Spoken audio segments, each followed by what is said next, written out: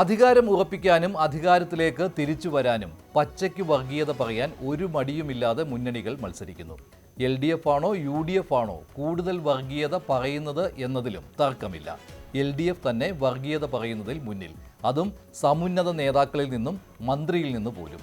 വർഗീയത പറഞ്ഞിട്ട് ഖേദം പ്രകടിപ്പിക്കുന്നവരും പറഞ്ഞതിൽ നേരിയ മാറ്റം വരുത്തുന്നവരും ഉറച്ചു നിൽക്കുന്നവരും അവരെയല്ല ഇവരെയാണ് ഉദ്ദേശിച്ചതെന്ന് പറഞ്ഞ് കൈ കഴുകുന്നവരും ശ്രദ്ധിക്കുക.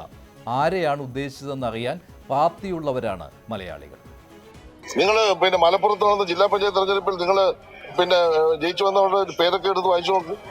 ഇവിടെ ഹിന്ദു മുസൽമാനും ക്രിസ്ത്യാനിയും എല്ലാവരും ഒരു അമ്മമറ്റ മക്കളെ പോലെ ജീവിക്കുന്ന സ്റ്റേറ്റ് ആണ്. ഇവിടെ എല്ലാവർക്കും പ്രവർത്തിക്കണം, എല്ലാവരും മത്സരിക്കണം, എല്ലാവർക്കും ജനാധിപത്യത്തിൽ പങ്കെടുക്കാൻ അവകാശമുണ്ട്. തദ്ദേശ തെരഞ്ഞെടുപ്പ് ഫലം വന്നതോടെ ആകെ അങ്കലാപ്പിലാണ് CPM. ആര് എന്ത് പറയുന്നു എന്ന് പറഞ്ഞു തുടങ്ങിയാൽ പോലും മനസ്സിലാകില്ല. ന്യൂനപക്ഷങ്ങൾ, പ്രത്യേകിച്ച് മുസ്ലിം സമുദായം കൈവിട്ടു എന്ന ആശങ്കയിലാണ് CPM. അവരുടെ നേതാക്കളുടെ പ്രസ്താവനയിൽ നിഴലിക്കുന്നത് ഇനി ഹൈന്ദവ വോട്ടുകളെ ഞങ്ങളെ അധികാരം നിലനിർത്താൻ സഹായിക്കൂ എന്ന അപകടകരമായ തോന്നലാണ്. ഇതിന് മുസ്ലിം വിരുദ്ധ പ്രസ്താവന നടത്താൻ ഒരു മടിയും കാട്ടാത്ത നേതാക്കൾ, അവരെ തള്ളിപ്പറയാത്ത അല്ലെങ്കിൽ മൗനം പാലിക്കുന്ന പാർട്ടി, ഇത് പതിവ് കാഴ്ച. വർഗീയ രീതിയിലുള്ള ഒരു പരാമർശം പാർട്ടിയുടെ ഒരു ഭാഗത്തും ഉണ്ടാവാൻ പാടില്ല. ഉണ്ടാവുന്നത് ഒരു തരത്തിലും പാർട്ടി അംഗീകരിക്കുന്നില്ല. അതിൻ്റെ ഭാഗമായി ജയിലിൽ പോകാനാണ് അന്തിമ വിധിയെങ്കിൽ അത് സന്തോഷപൂർവ്വം സ്വീകരിച്ച് ജയിലിൽ പോകും.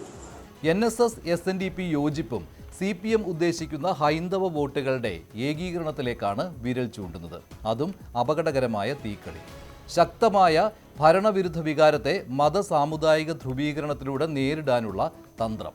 തദ്ദേശ തെരഞ്ഞെടുപ്പിന് മുൻപ് തന്നെ ശബരിമല വിഷയത്തിൽ പോലും പിണറായി സർക്കാരിന് പിന്തുണയുമായി വന്ന NSSനും SNDPക്കും പക്ഷേ വൻ തോൽവിയിൽ നിന്ന് LDFനെ രക്ഷിക്കാനായില്ല.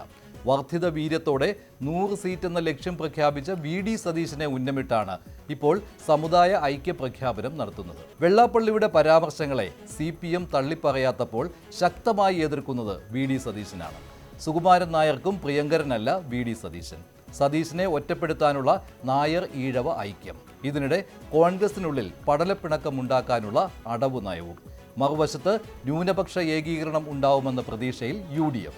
തെരഞ്ഞെടുപ്പുകൾക്ക് മുൻപ് പതിവാണെങ്കിലും ഭൂരിപക്ഷ ന്യൂനപക്ഷ വേർതിരിവുകൾ ഉണ്ടാക്കാനുള്ള ബോധപൂർവമായ ശ്രമം മതനിരപേക്ഷതയിൽ ഊറ്റം കൊള്ളുന്നവർക്ക് നല്ലതല്ല. വികസനം മുന്നോട്ട് വെച്ച് BJP മൂന്നാം ശക്തിയാകാനുള്ള നീക്കം നടത്തുമ്പോഴാണ് ന്യൂനപക്ഷ ഭൂരിപക്ഷ വോട്ട് ബാങ്കുകൾ വേർതിരിച്ച് ലക്ഷ്യം വെച്ചുള്ള LDF UDF തീക്കളി.